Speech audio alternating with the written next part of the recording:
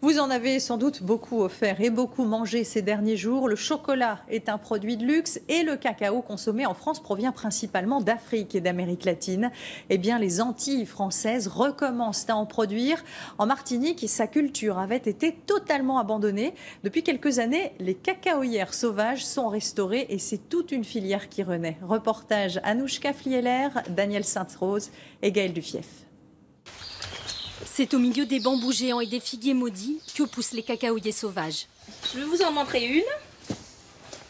De très belle cabosse. 200 arbres sur la parcelle familiale qu'Elisabeth exploite depuis 4 ans. Beaucoup d'autres à découvrir dans la forêt en friche. Le cacao, il a besoin de soleil pour pouvoir rentrer en floraison et après faire les cacaos. Donc on a besoin d'élaguer. Donc on va y aller tout doucement.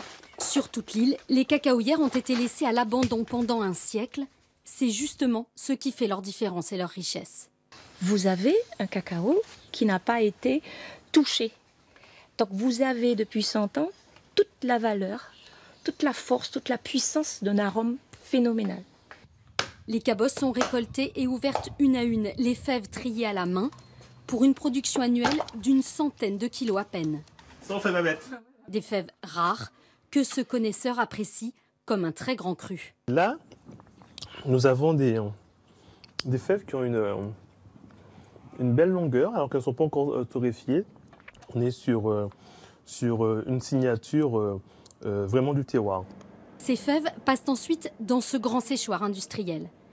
Là, ce sont des fèves en fin de séchage, donc des fèves qui ont été apportées par un des producteurs que nous accompagnons. Ici, la dizaine de producteurs de cacao débutants trouvent des équipements et des conseils pour se réapproprier les savoir-faire perdus au fil du temps.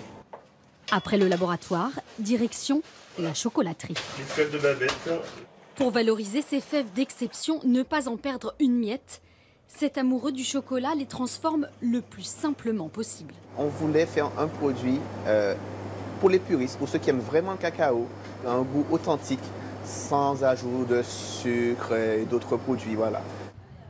Une gourmandise 100% locale qui trouve peu à peu sa place parmi les grands cacaos du monde.